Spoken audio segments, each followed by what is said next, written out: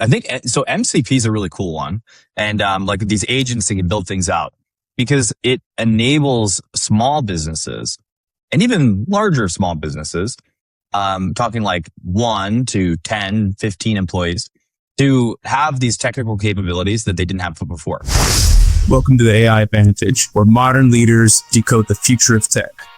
I'm Solomon Williams, founder of Solanox. So here, it's no noise, no hype every week. Sometimes it's just me, and sometimes it's the brightest minds in tech, breaking down what it really takes to grow smarter with AI and automation. Let's dive in. Welcome to the AI Advantage. I'm your host, Solomon Williams. We have a special guest here today. We have Torrey Leonard. He's the CEO and founder of Thoughtly. So, Torrey, man, like I'm really excited, like for what you're doing and just like seeing where the future is going with this, especially with this talk of AI. So, just introduce yourself to the audience and just let us know a little bit about yourself. Yeah, I appreciate that, Solomon. It's exciting to be here. We got a lot of cool stuff to talk about. So yeah, like you said, I founder and CEO of Thoughtly. I founded the company back in 2023. What we do today is, in a few words, we give your CRM a voice.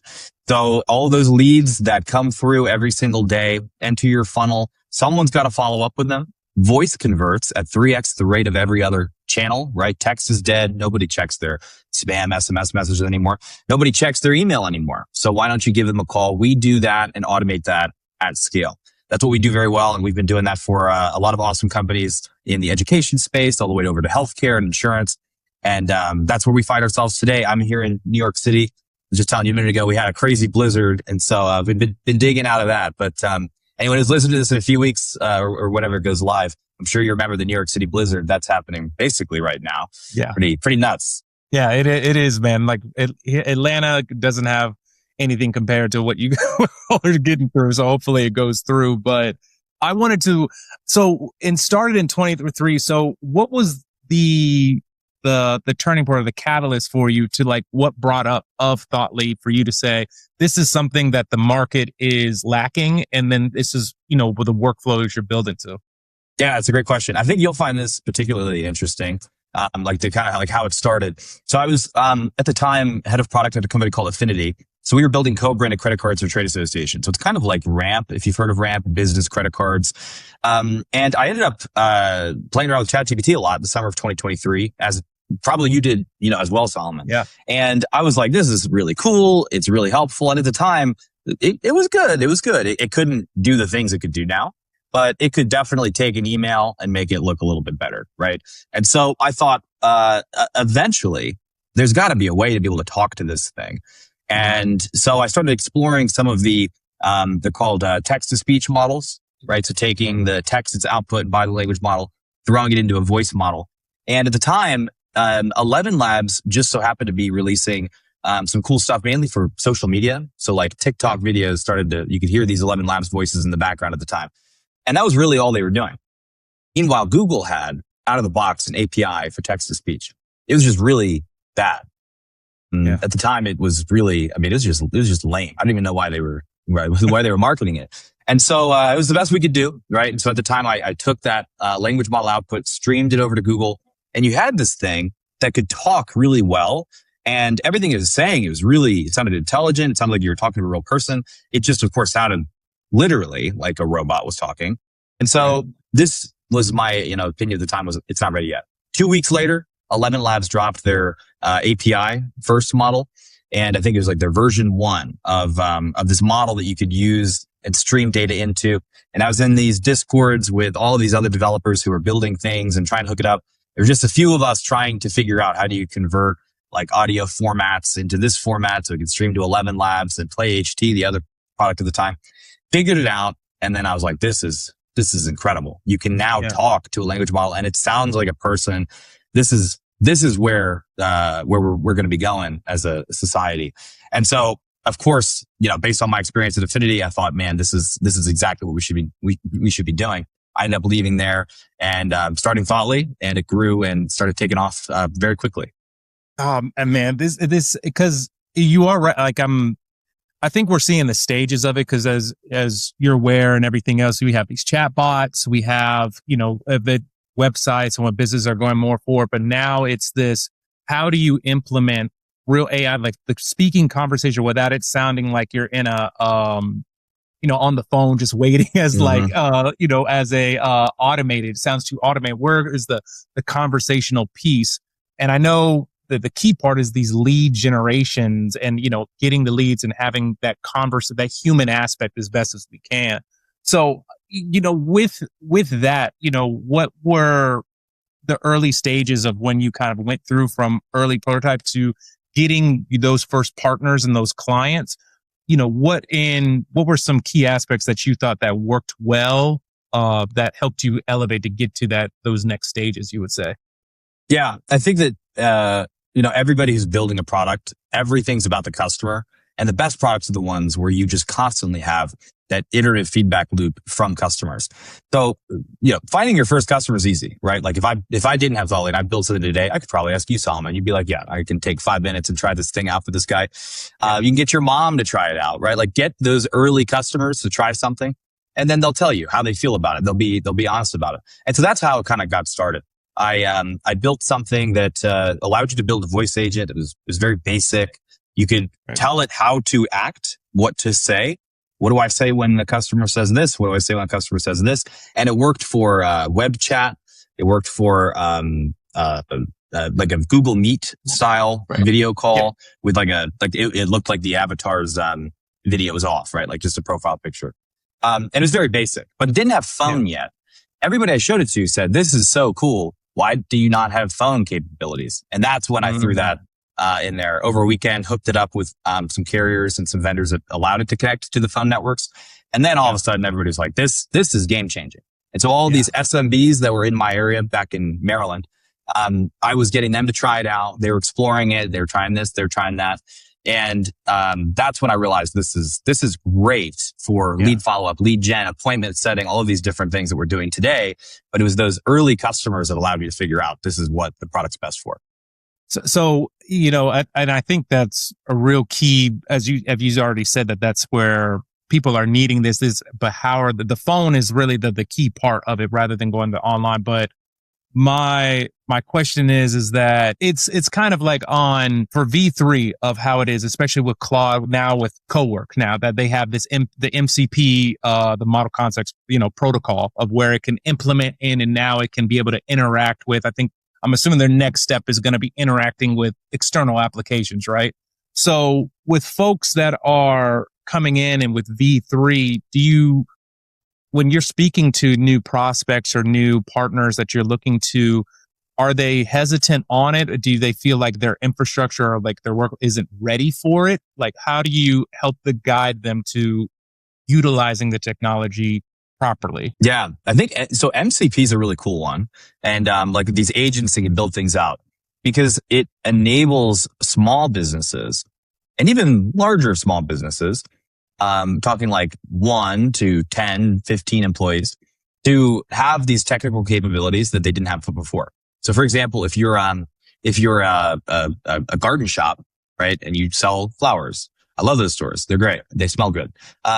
Before you probably barely had a website. Right? Maybe someone came to you and helped you with Google My Business, right? But you've probably barely even touched the web as a medium to get customers. And now all of a sudden you can use Lovable to build out your website. And the website's going to look really good. Drop in some pictures and now you have a website with pictures of your garden center on. Keep going. And now if you want, you're offering services on the side. Now you need a CRM because you need to connect with customers and figure out which customers are buying, which ones aren't. Before that was just such a lift that maybe you didn't do that. You were like, I'll just try it in a spreadsheet or something. But now you can have an agent actually go and build out really, really cool integrations between all your different tools like Square over to, your CRM, whichever one you're using, like a HubSpot. And it's really powerful to get those SMBs up and running and online and using these tools very quickly. But the problem is, as you're hinting at, if you're a mid-market or enterprise, very large company, you're not going to just say like, hey, let's let an agent YOLO through all of our infrastructure. that'd be nuts, right? So imagine you have this huge Salesforce environment and you've invested millions of dollars into consultants who have built out the Salesforce environment. You're not going to just let an agent take it over and go for it, right? And so that's why we've built deterministic guardrails into our platform, which we call conditional navigation. So this makes it so that the agents can actually check on what we call Boolean variables. Like, is this true? Is that true? Is this false? Yep. Someone over the age of 20, 30, whatever. If so, then do this, do that. And you don't leave it to the agent. You leave those logical operators up to the system. So it still feels like software. So it's still going to do the right thing. And the agent's not going to just guess and then go break something in your infrastructure. Yep. It has everything built into these guardrails. Yeah. And I think that's, and I love, because even with our clients at Solonuts, we have to really hint at, even for the enterprise side, you have to really keep in mind of the governance, right? You have to think in terms of, as you were speaking before, the guardrails. Now you're putting into the ethics that go into the AI. How is it being trained, that it's only being trained on the data to limit any hallucinations of the case. And I always like to focus on the foundation, the bottom line. And then the other key, I don't know if you kind of see it on your end from clients. Do you think that folks are thinking of the technology leading the business versus the business should lead the technology? What are your thoughts on that? I think that, it's a great way to think about it. Because of the way language models work, they are inherently meant to be led. And so a lot of people, they always say like, this is answering the question in a different way, but people always say like, oh, AI is going to take over the world. Well, AI is not going to do anything unless you tell it to do something. Right. And so AI is not going to just go and be like, I think you should have a CRM. And then it's just going to go buy you HubSpot and set it up for you. It will never do that. So the business leads, right? The AI doesn't lead the business unless you're asking for strategy. Like, how should I manage all my customer relationships? Well, maybe a CRM would work. Now it's just guiding you, but you're leading it through kind of your leading questions and you're getting guidance on strategy, but then the AI will go do the things that you tell it to do. Mm-hmm. And so it's really about the business making the decisions. So that's why you still have, even into the next decade, these, people who are high skilled, workers, like I don't think they're going to lose their jobs, right? Mm-hmm. As a lot of people might have been thinking. Yeah. You've still got to have humans at the steering wheel, but the AI can be in the back seat and help you out. Yes. I think it's so key, man, I think there's, and it's really happening really fast. I'll just kind of see it just where it is. And like by 2030, just how far now it's really kicking off with NCP and how this is going. As your point, I think the folks that are experts that really know and can really think from different scenarios to really help with it will expand. The entry level and everything, it's going to continue to force you to think more on strategical rather than a step-by-step run book. Because it's going to point. So so I'm completely on board with what it is. So with your clients and so forth else, even from, let's just start with, the SMB side for the small businesses, I'm sure there's so much that they think that, there's so much that goes into lead generation with marketing and, with advertisement, with how to enrich the lead. So do you help with building that relation to help them, give them advice on that? Or is it just the technology piece? I'm curious to think. Yeah, no, definitely. So for a customer that comes to us with, like, hey, we've got this problem, we want your help solving it. Our sales consultants team, they will walk through kind of all the architecture. Like, what should this look like? How should we do this? How do we solve this problem? But then you got people who come to us and they're like, we want this exact thing. Like, this is our CRM. We want to make calls to people who, just filled out the form on our website, get them transferred over to a live human agent who can do X, Y, or Z. And then we're like, great, sounds good. We'll get that done, and we'll get it done in a week if we have to, right? As fast as possible. But a lot of times too, it's all about, our team providing that assistance. And again, like, we're now in the, shotgun, right, of the car.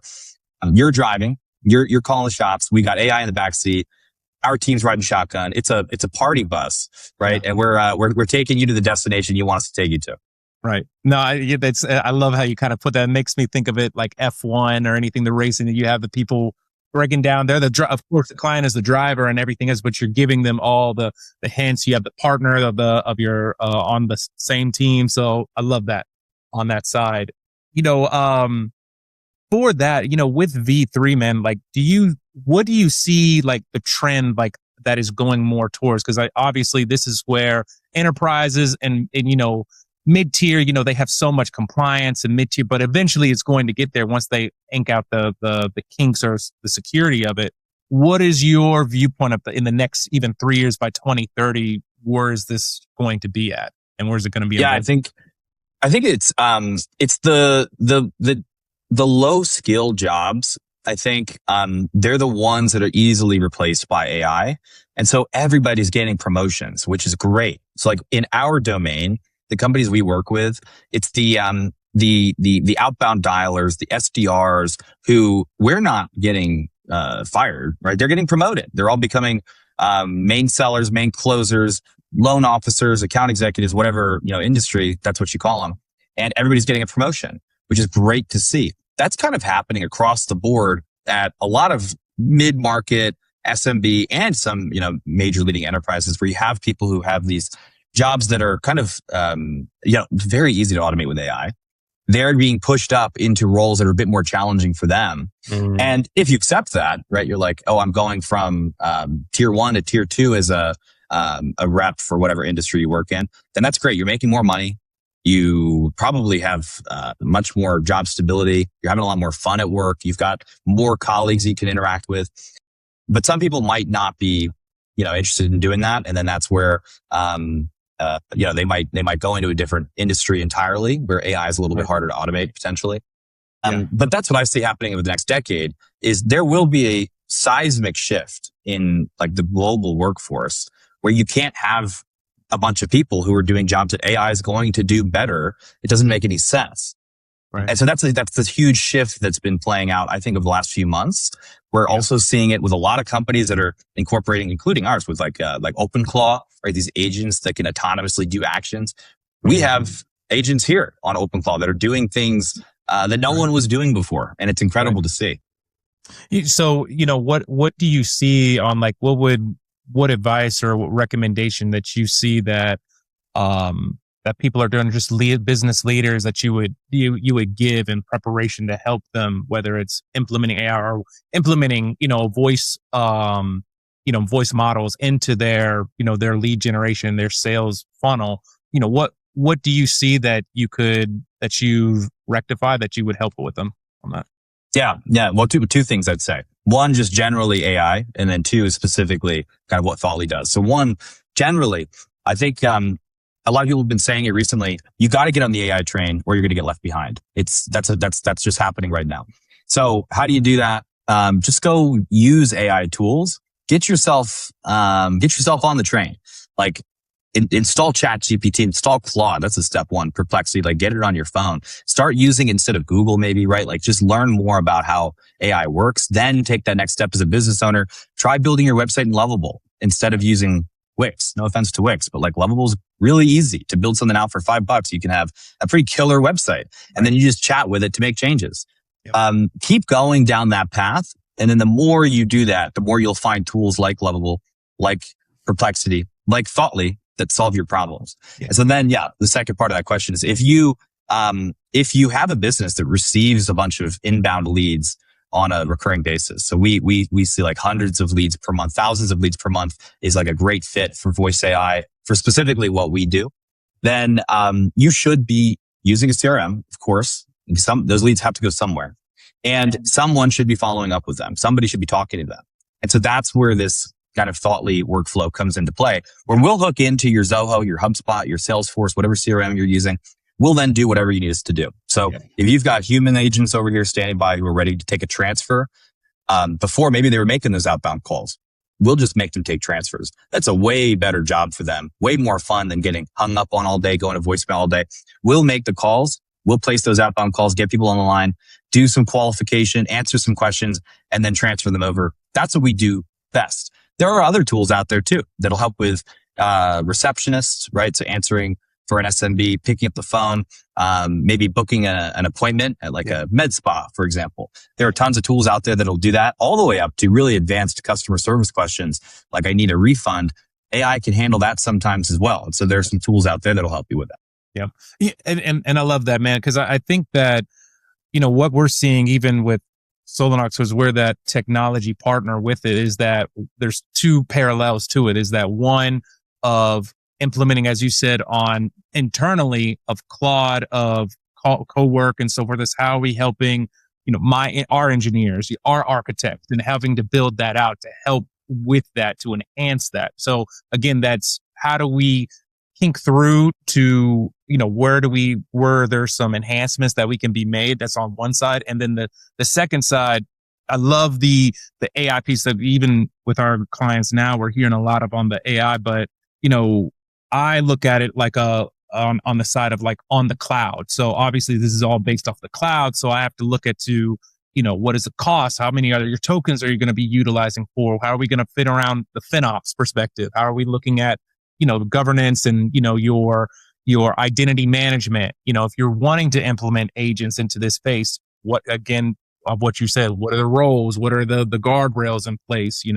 Scaling, are you seeing a bunch of leads that are coming in during the holiday season? How do you manage those, your VMs, your infrastructure to handle that? So you're on this side of like, I see it continuously evolving. How do we handle that? Do you think that in the future too, with all of this data that's coming in, because obviously the goal of, the voice agent is to get that data, put it into the CRM and place it in. Do you think that more companies should shift it over to where it's more a private data, to where they keeping it on premises or, keeping it in, rather than it being to the cloud based off of, maybe they're with a hospital, so they have to think of HIPAA. Like, what are your thoughts on that, on your recommendation? What do you think? Yeah, I think it's a great thing that I've been thinking about a lot. And I'd be curious if I can ask you, roughly speaking, it's probably true. I'm not going to ask, cost, but like you've probably, for your clients, you've probably got an OpenAI account or something that you manage for them or with them. And you're probably running a ton of requests through, using tons of tokens. And that probably costs like thousands of dollars, could be more per month. Yeah. Have you thought about the fact that, it's great, like cost has been coming down, right? But like, at what point does the cost come down so much that maybe Solomon, I can build a server myself and I can run models in my own cloud, right? Is this something that you've kind of considered as well? Yeah. Oh, for sure. Because, everybody, and it's a navigation. It depends. And I know, cause everyone says, well, it's not an answer, but it depends, because based off of where you're at. So if you're looking for a small business or your startup and so forth else, maybe the cloud might be the right for you, because that's what you need right now. If something goes down, because now I don't know if you noticed, but like AWS had an outage. There's outages that are going on, and it stops business of the case. So you have to think of, okay, do we have redundancy? Like, so do we have an extra line? So in case if the traffic died, did we go through? So to answer your question, it how I kind of look at it in terms of people are shifting over because the cost of these the cloud service providers, they're going up.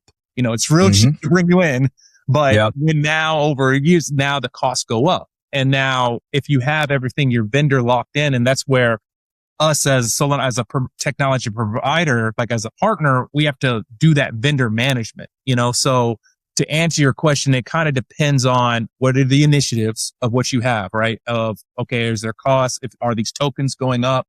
Do we need these? Are we making some enhancements or logic to have it to where we can use the lower level models of that case, depending on based off the training of what these companies are really utilizing. If we already have the documentation in place that we've trained the models, then it can literally pull it up and it won't take as much time. So now the key part is if folks want to go over to a different provider, maybe they want a multi-cloud, maybe they want a hybrid, as you've mentioned on the on-prem, that's where we have that conversation. We kind of diagnose like a doctor where you're at, what are the initiatives? What is the goals for it? And so if it is cost, let's see if we can pull this data to keep it in. Maybe it's renting, a certain space and a data center that might be cheaper, So it goes through. Does that answer you? Yeah. Well, let me ask you one more follow-up question. At any point in your life, this is me when I was a kid, this might nerd out for some people, but the subreddit called Home Lab. You familiar with that one? No, I'm not. No, give me the good detail. Give me the Yeah. So it's a Reddit community for people who love like building their own servers and IT infrastructure, running it. Usually they'll put like in their basement a server rack, right? That's how I see, to answer your question, how I see people like us who are a little bit more technologically capable, and a lot of the people who are your listeners and who get it. I'm not saying you need to be an engineer. People who get it, that's I think where we're going to be in 10 years, where you've got these models that are racing for who's the best. One company, whether it's like a DeepSeek out of China or OpenAI and Anthropic, releases an open source 100 billion parameter model that's like great, right? This is like GPT 5.2 is open sourced in say a year, hypothetically. Yeah. Why can't we run that then on our own cloud? Then you don't pay anything. And I think that a few years from now, these chips will get a lot more, a lot better at throughput. And now all of a sudden you can get potentially like an H100, the NVIDIA chip that runs a lot of these. It's $30,000 today. Maybe that's $6,000 in 2-3 years. You put that in your house, then you run your own, like an OpenClaw agent or your own server that just you one click and it sets it up for you on your computer. And now you don't have to pay anything in order to just use a ton of tokens. And that's something that we've been thinking about here, because all of our engineers are using Claude Code. They're using Cursor, right? Our whole team is using OpenClaw. We're running a ton of our sales stuff through, like doing research online through AI, and we're spending money on all of those tokens. But what if all of that got funneled to one machine? Sometimes it's like at the middle of the day when the engineers are, going crazy, working hard. Sales teams got a lot of calls coming up. There might be a little delay. We're talking like a second, 2 seconds, 3 seconds queue. And then that H100 can keep pushing out, output from the language model server that's running. That is where we're going to be, I think, in a year or two. Yeah. And why would you not host it yourself? It's going to be so much cheaper. Exactly. And it is because there was one, it was about 3 weeks ago that there was business one of our existing partners, they had business requirements that they needed, and they wanted to move outside the cloud, but they didn't know if they wanted to rent out space. They had opportunities to buy, they needed to buy the servers from, IBM or Cisco. So they're like, okay, what is our option? Then these are the requirements. So I'm looking through the case in terms of storage, and, make a long story short, we were seeing how much it was costing for different vendors from, Amazon because they wanted to keep it more multi-cloud. They didn't want to go to a single, they were in Azure. So they wanted to like move on from that. So I was looking through the storage, and it was costing so much. And so I found out that you could easily, when in terms of storage, as you said before, you can go to Best Buy if you're looking for a certain amount of storage. I mean, you can buy a $300, NVIDIA or the piece of it, and that'll cover your storage. So from a perspective from a CSP, you're having to rent out the rack and so forth. You have to deal with the control plane, like the larger server, the virtualization. But again, that goes back into the cost of, based off of your storage, the requirements of the business. There are ways to go about it. So, I would just that thought came up just on what you were speaking on. It just hits home with it. Yeah. Think about, I guess I don't know the answer to this, but, do you have I know you service customers across the US, but do you have a hub of customers around Atlanta by chance? I have one in Atlanta and everything else like that, but mostly we have across, and then we have 2 overseas and so forth. That's because we're a Microsoft partner. So we have to, they want to be more GDP. Like they have to think of the data, like privacy storage, because it's a lot different from there in the US. Makes sense. The reason I ask is because, it's always a possibility to just go, the businesses, they have, business internet. They've usually got some pretty stable power, like in the, office complexes. You don't even need to pay for like a co-location to run some of this stuff. The future of AI is you can just build servers and run them in-house. And it's an interesting development. If you think about like the last 2 decades, we went from on-prem, everybody's running their IT stuff on premises. Then it went to cloud, and people are not saying that we're switching back, but I think that we're going to go back to kind of a hybrid model where you've got the really expensive stuff, make the upfront investment. If you're using a ton of tokens with your AI usage, might as well run that on-prem, and then storage, like you said, as well. And then some stuff in the cloud as well. Yeah. I think so, man. I think it's because when you're starting to look at it, because then in my career and everything else, and as from engineer architect to now, like, on the leadership, I can't be so rigid of thinking that I need to focus on one platform, because as a client, as you're scaling, like for Thoughtly, like once you get to a certain level, I can't just focus on one single cloud, because what happens if there's an outage that goes on? What happens if there's laws that come into place that limit you for voice chats, for voice agents? So now I'm always of the mindset of, okay, we need to spread out, and for your networking, for your scaling, for your disaster recovery, like we need to look at this, maybe not right now, because obviously the overhead and the capital that you have to put in, but now it's speaking to, okay, we need to make sure on the business that it's continuing running, so that any critical applications that you have continue to run. And to your thought, I think because of how expensive it is getting, like the cloud, the AI runs on the cloud. There's no way to get around it. However, there's already places where you can do open source on-prem. There's ways, there's not a single lane that we can go through. Now we can have conversations. So I think to your point, now with how valuable data is now, especially with AI and now with voice, and you're bringing that in, it's going to be more imperative that not only as your business, that you want to keep your partners, your clients' data secured, but we can even now say it's on our own prem, we fully control it. If no one's renting it, we fully control the piece of it. And I think that is where it is for sure. Yeah. Yeah, absolutely. Yeah. I think it's cheaper, it's more reliable, and it's safer. Maybe not always more reliable. Maybe that's the one downside, right? Thunderstorm and your power goes out, you can't really do too much. But yeah, we'll see. I think it'll be an interesting development. Yeah. So I'm seeing, like, for what would you say is like really working for Thoughtly now that V3, like what's really working for you guys? And then secondly, like, what is your next initiative? Like, what do you see? What does success look like for Thoughtly for the next 6 to 12 months? Yeah. So you're mentioning V3, like 11 Labs V3, right? So that's a cool release that came out recently. We also use, less known, but something that people should look up, is Cartesia.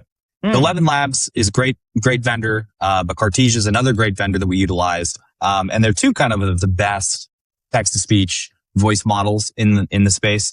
And Cartesia, just before 11 Labs, dropped their expressive voices.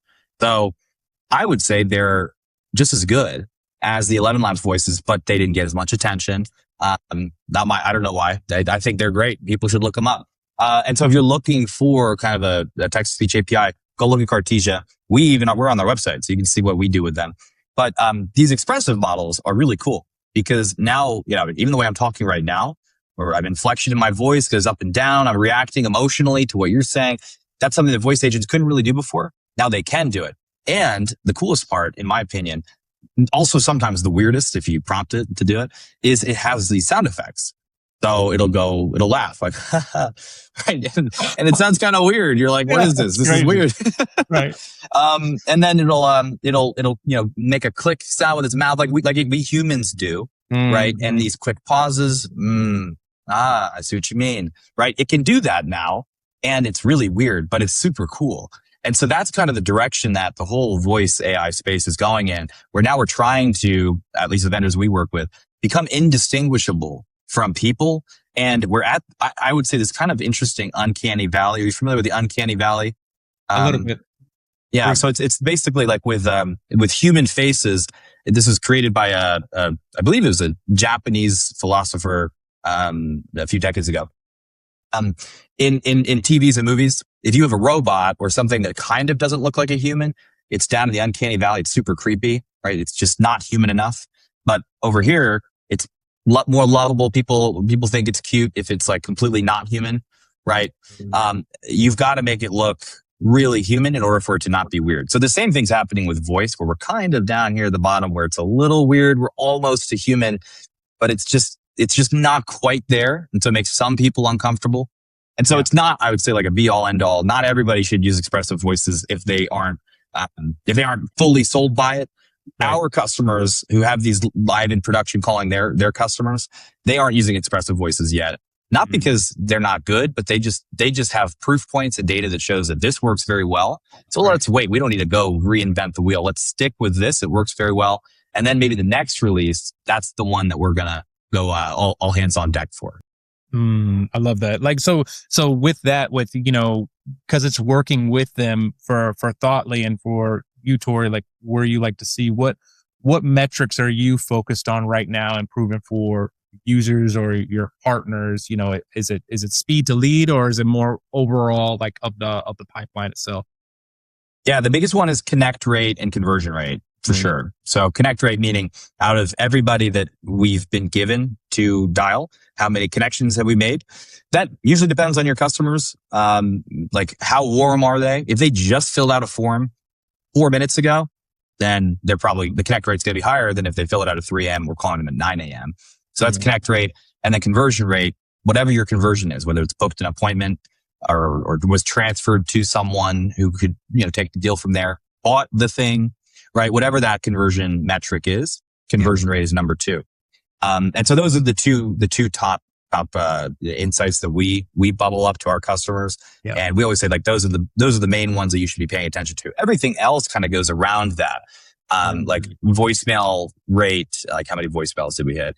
How many people were disqualified, right? But it all goes to those top 2 key metrics. Right. Yeah. And I'm sure like as you scale, like you and your team are just utilizing properly of that data to like help with, refining, Thoughtly's performance or the strategy, right? Yeah, exactly. So we can see these insights. Our account managers and our team, they're taking a look at it, and they always have ideas like, hey, we can increase connect rate if we get you branded calling. Branded calling is great because then when you get a call, you have your logo actually show up on the iPhone and on the Android devices, which is super cool to see. Depends on your carrier. It increases the price a little bit. So then let's do the math. Let's do the arithmetic to figure out, like, is this going to make sense? We think it'll boost conversion rate by this much. It's going to cost this much. Okay, it makes sense. Let's give it a try. Then we A/B test it, and then we scale it up from there. We constantly do iterations like that until you got something that works perfectly for your customer base. No, I love it, man. And then, I want to kind of think to your thought leader hat on the side. So if you could solve like one major challenge today around it, whether it's like around, the data system, like integrating of, Thoughtly or anything else, what would you say that you would solve that? What would be that major challenge you would think? Major challenge that I would solve with Thoughtly is definitely the integration side, right? It's always the hardest. It's why we rely on folks like yourself, right? Because you need people who, we work with so many vendors that work with our customers as those sort of the providers of CRM architecture, cloud services management, right? We work with them to make sure that everything's flowing the right way. And then our end customer just has to say, hey, I wanted to do this. I wanted to do that. Yeah. All the complex stuff is usually handled by like a vendor like yourself. Right. And then we plug it all in and work it all together. Some companies don't have these kind of dedicated teams to touch their really complex architecture. And they're all looking at each other like the Spider-Man meme. Like who built Salesforce? Who did the Azure thing? Right. And then we're like, well, we don't know the answer. We can't help too much with this. Right. And so then we got to go figure it out with them. And that makes things so much more complicated. If you've got someone dedicated to it, that's always so helpful. It's so helpful, man. Like I think the key part would be surprising of even with mid-tier companies, sometimes that people don't have proper, like what we call them, the artifacts of like architecture, design reference. So it really tells you why each iteration, each version tells you why they made this architecture change and so forth. So if me coming in as a partner or our team, we're able to kind of reference, okay, what's changed because whatever feature, new technology, now you have to think of change management. How does this affect the users, your team, of when you implement this in? What are people going to adopt it, or is it going to be harder? And so in the term of, we call it shadow IT. So are people going to go around, security to make things because it's just it's too rigid? So it's just all to these points, man. It's just, I think that we're continuing to see the things that you have to keep out for. But I'm Torrey, it's been great. Like I always ask folks that are come on as guests, So if you had a magic wand right now and, you're having it with AI, let's say by 2030, 2032, what would you want AI to accomplish, whether it's for Thoughtly on the business side or for your personal end? What would you have it do? Yeah. I think personally is the right answer that we should go down, because everybody's like, in business, AI, it's going the right way, right? We're all sitting on computers and we're guiding the AI to do the right thing. So we're going the right direction here. But what about personal life? Well, AI can go find me something and maybe book me a vacation, but that's not that cool.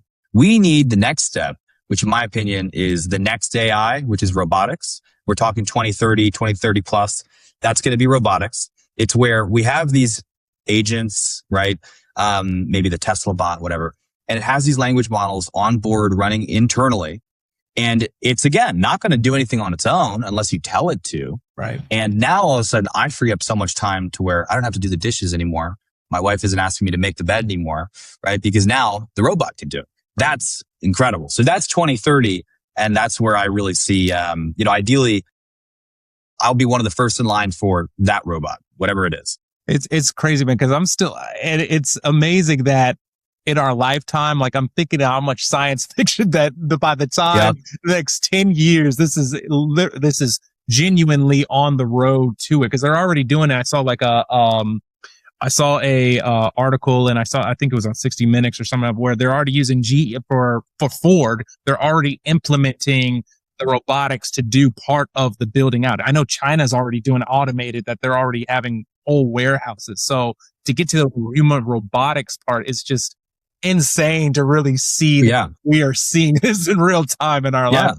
That's how it starts. Is like, think about AI too. And you could see it coming if you looked in the right places. It started in the commercial world. You had like assembly lines that had machine learning models that could figure out like, this thing that we're making is not as good as this thing. We should throw this out. And then the assembly line was managed with AI. Then all of a sudden we had AI that we have today, language models that are super powerful. Same thing's happening with robots and manufacturing, but eventually you're going to have robots in your house. It sounds like science fiction, but 10 years ago, if I could tell you that an agent, you could talk to it on your phone and it could just do all this stuff for you, right? Or an AI therapist, right? You would think that's science fiction, but here we are. Yeah, it's crazy, man. I'm really excited to see where it is. Well, for the folks listening in, man, that want to learn, more about your journey, or for Thoughtly, where can they go to learn more and see, if Thoughtly is a good fit for their business? Love to see it. Yeah. So thoughtly.com. Go to our website. That's THOUGHTLY, thoughtly.com. Book a demo. Would love to chat, have you meet us and meet the team. We're here in New York. So if you're in New York, in the area, please come by. Would love to hang out. And then, I'm on LinkedIn. So follow me on LinkedIn for more content like this. Perfect. And for folks, we'll have that. We'll have all of Thoughtly and Torrey's stuff inside. So it'll be clickable so you can be able to see their services, see if it's a right fit, reach out to them for your case. For Solenox, we're a Microsoft partner. So if you need that technology partner in helping to implement, if your IT team is a little bit limited, helping on that architecture, more on making sure that you're using technology the right way, then you can reach out to us at solenox.net. So for folks, thanks again, Torrey, man, coming on. I love having you, man. Likewise. Appreciate it, Solomon. All right. Take care, everyone. See you on the next episode. Thanks for tuning in to the AI Advantage. If this episode sparked an idea, share it with your network. Subscribe for more no-fluff conversations on how smart tech drives real outcomes. And if you're ready to future-proof your business, let's connect at solenox.net.